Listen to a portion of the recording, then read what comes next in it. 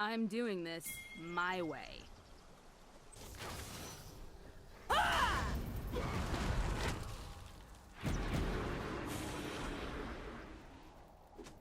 let my hands do the talking.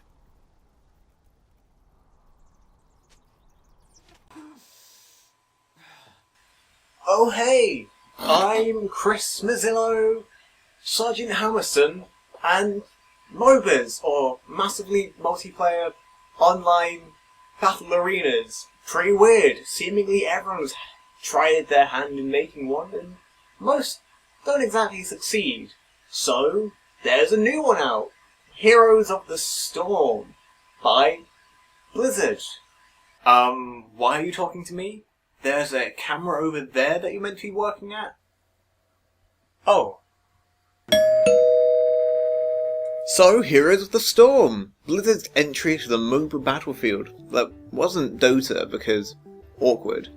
Blizzard have pulled together all their games this time, bringing you characters from all of their games, such as Jim Raynor again, Diablo, and of course, that guy from Hearthstone.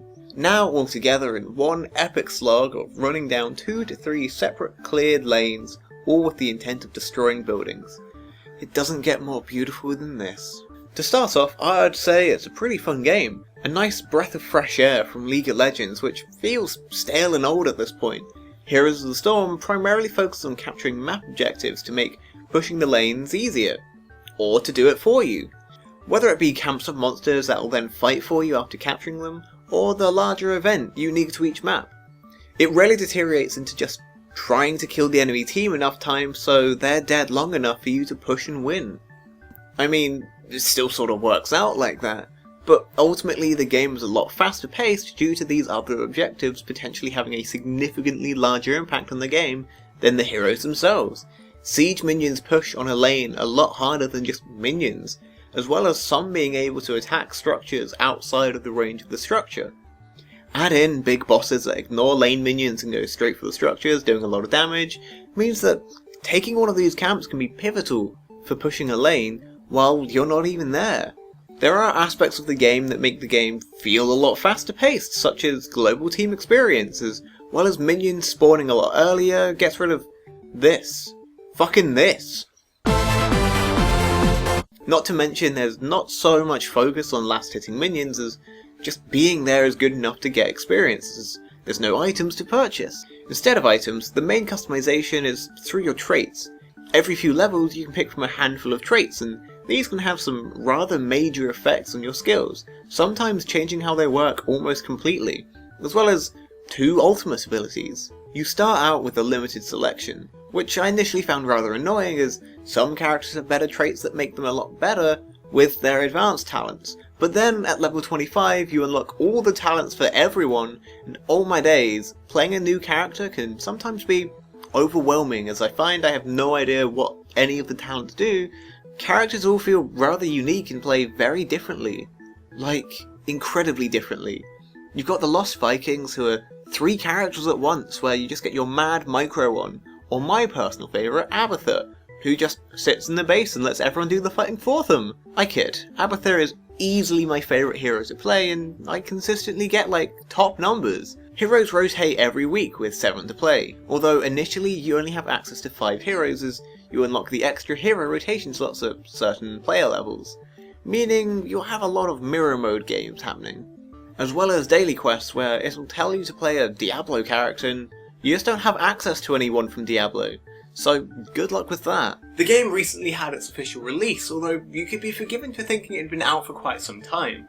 I like to imagine that after a year of the game being played in alpha and closed beta, we got to Blizzard's office where a man just stood there going, "Ah, that Heroes of the Storm tournament was really well. We've been doing pretty well since release."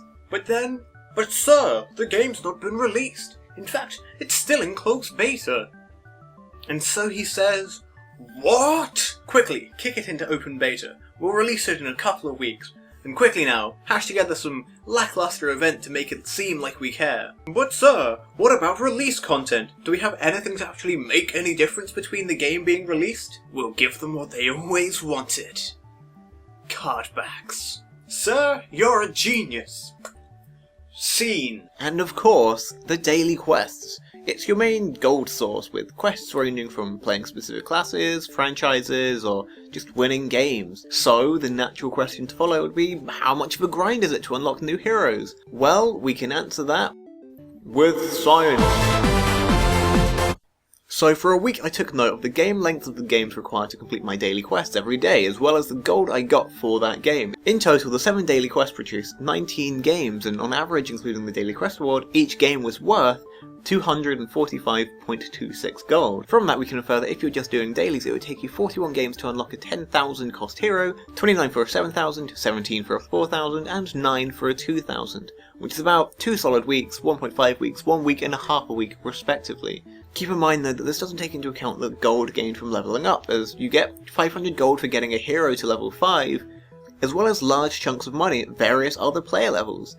This also assumes that you only do your daily each day, so any additional games will reduce that length of time to unlock a hero. Ultimately though, as far as I can tell, every hero feels pretty viable for play. This means that there's rarely a time where a free rotation can leave you out of the loop or feeling particularly underpowered, as every champion stands out enough and fills a certain role that they don't feel like a hindrance for picking them. I'm not saying the game is super balanced. Some champions are better than others, it's just that there's no real pressing need to buy heroes unless you really liked playing a certain hero, as the rotation just keeps things fresh enough without too much a hindrance. The game does give you a shocking amount of bonuses though. Constant gold rewards for leveling your player level, the gold rewards for leveling heroes, not to mention colour variations for both mounts and skins, something which other games would charge you for, and if you get the hero to 10, you get access to an actual skin that costs 10,000 gold, although the experience amount required is quite a lot. I do personally think that stealth champions are a little broken, as they're stealth until they're hit by something or they attack. They do leave a little distortion on the screen so you can hit them if your eye is in. That's fine, that's good. What I don't like is that turrets and structures don't detect stealth champions, meaning they're free to move around in what should be one of the safest places at the start of the game. And turrets don't do that much damage, so they can normally get away with some heavy diving without much repercussions. As Abathur, this has been a great issue for me, as I normally sit in the safety of all the turrets, only to find that the enemy Novas just casually walked up to me and murdered me to death. Add in spots in that area where turrets can't hit you, Nova can just stand there, normally killing the healing well, then stealth away as if nothing ever happened. It gets a little stupid at times where on some maps she can kill me on the steps of the spawn, despite having all of our first turrets still up. The games tend to be a lot shorter than League of Legends as well. The longest game I've had was about 35 minutes, while the average game length is about 23 minutes 44 seconds, and it's pretty noticeable. Apparently the maximum level is 30 while you're playing, but you stop getting traits at 20 and the highest I've ever gotten to was 25. By the time a game's gone on too long here, it's only just getting started in League of Legends, and I greatly welcome the faster pace and less boring drag of a game. The map objectives are the main driving force of this, and while it adds a unique touch to the game, it can also lead to a complete hatred of people. Matchmaking feels a little off right now, as when I'm eligible for ranked play, I get paired with people who are playing with the game for their second time. There's a big gap between skill levels, or just people knowing what they're doing, and it can mean that if your team aren't contesting objectives, you're never going to win. And in the fact that there is no surrender function, you can have a terrible 15 minutes where 3 of your team go AFK within the first 3 minutes. I initially really enjoyed the game and found it was a great breath of fresh air for that MOBA market, and I also found I wasn't getting nearly as angry as I was in League. But then... Come on, come on, come on, come on. Come on. Come on, come on, come on, come on, team. Come on! Fucking... Come on, don't fuck this up. Don't fuck this up.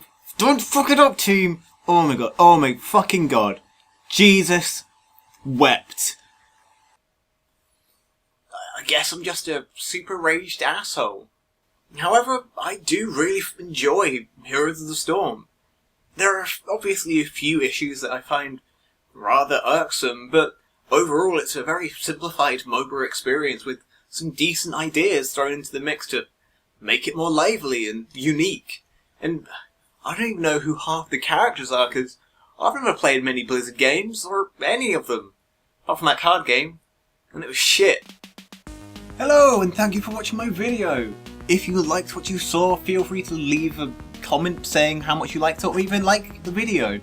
And if you're particularly crazy, then why not subscribe to my channel and actually see when I upload new videos, which is rarely. You know you want to do it. Just, you know. Just do it! Yes, you can! Anyway, thank you for watching. I'm gonna go weep in a corner about the Final Fantasy VII Remake and The Last Guardian actually existing. So, bye-bye. It rarely deteriorates into just trying to kill the enemy team enough times so they're dead long enough that... In total, the 7 daily quests produced 19 games, and on average, including the daily quest reward, each game was worth 245.29 for a 7. No, please! Please. Let me get what I want. Lord knows it would be the first time. Nope. Fuck it.